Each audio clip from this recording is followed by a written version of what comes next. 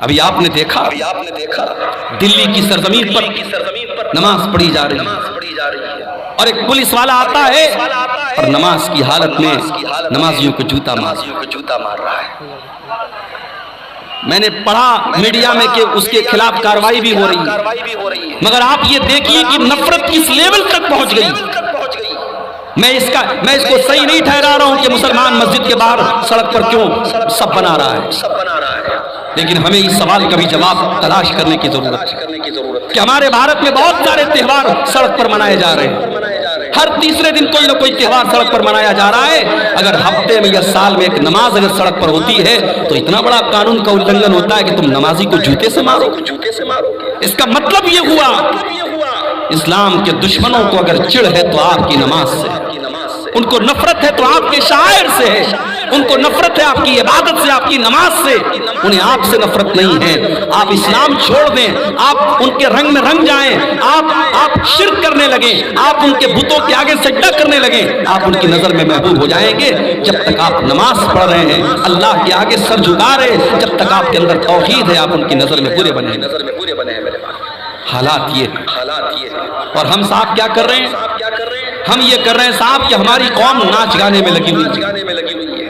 ابھی میں ایک علاقے میں تقریر کرنے گیا، پورا علاقہ اہل حدیثوں کا علاقہ ہے۔ مجھے لوگوں نے کہا مولانا آپ تقریر میں بیان کر دیجئے گا، یہاں شادی بیاہ میں ڈھول تاشا بجتا ہے، ناچ گانا ہوتا ہے۔ اہل حدیثوں کی بستی ہے، قرآن و حدیث پر چلنے کا دعویٰ کرنے والوں کی بستی ہے۔ اسی جھارکھنڈ کی سرزمین پر میں گیا تھا اور وہاں لوگوں نے بتایا کہ ہمارے بستی میں جب شادی ہوتی ہے تو ناچ گانا بھی ہوتا ہے، ڈھول تاشا بھی ہوتا ہے۔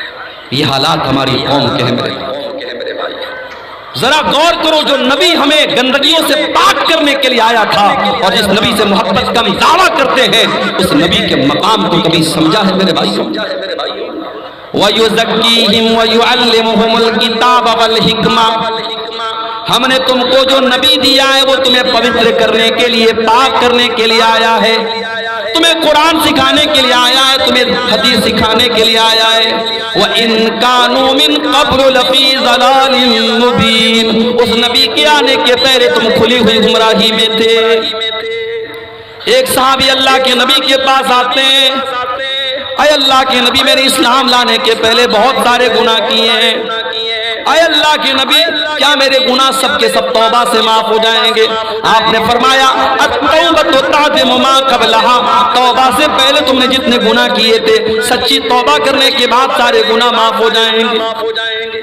اے اللہ کے نبی میں نے اپنے ہاتھوں سے اپنی بیٹی کو زندہ زمین میں گاڑا تھا، میں نے اپنی بیٹی کو دفن کیا تھا، اپنی بیٹی کو، اپنی معصوم بچی کو اپنے ہاتھوں سے قتل کیا تھا، اس کو گڈھے میں ڈالا تھا، اس کو قبر میں زندہ ڈال دیا تھا۔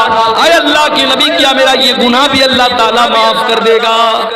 صحابی بیان کر رہے ہیں، آنکھوں سے آنسو بہ رہے ہیں، اپنی معصوم بچی کو یاد کر کے رو رہے ہیں۔ نبی اکرم کی آنکھوں میں بھی آنسو آ گئے۔ آپ نے فرمایا اے میرے صحابی الاسلام یہدم ما قبلہ والتوبۃ تعدم ما قبلھا، اسلام لانے کے پہلے تم نے جو گناہ کیے تھے اسلام لانے کے بعد وہ سارے کے سارے معاف ہو جائیں گے، اور توبہ کرنے سے پہلے تم نے جو گناہ کیے تھے توبہ کرنے کے بعد سب معاف ہو جائیں گے۔ نبی اکرم تو ان رسم و رواج کو ختم کر رہے آئے تھے۔ جس سماج میں بیٹیاں پیدا ہوتی تھیں تو سماج کے لیے کلنک مانی جاتی تھی، بیٹی پیدا ہوتی تھی بیٹی کے باپ کا چہرہ کالا پڑ جاتا تھا۔ اللہ تعالیٰ نے قرآن میں نقشہ کھینچا ہے وَإِذَا بُشِّرَ أَحَدُهُمْ بِالْأُنثىٰ ظَلَّ وَجْهُهُ مُسْوَدًّا وَهُوَ كَظِيمٌ، جب اس کو بشارت سنائی جاتی تھی تیرے گھر میں بیٹی پیدا ہوئی ہے تو باپ کا چہرہ کالا پڑ جاتا تھا۔ يَتَوَارَىٰ مِنَ الْقَوْمِ مِنْ سُوءِ مَا بُشِّرَ بِهِ، وہ اپنی قوم کو اپنا چہرہ نہیں دکھاتا تھا۔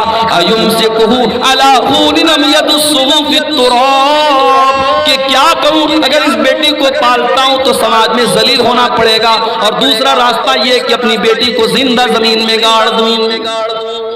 وہ زندہ زمین میں گاڑ دیتے تھے۔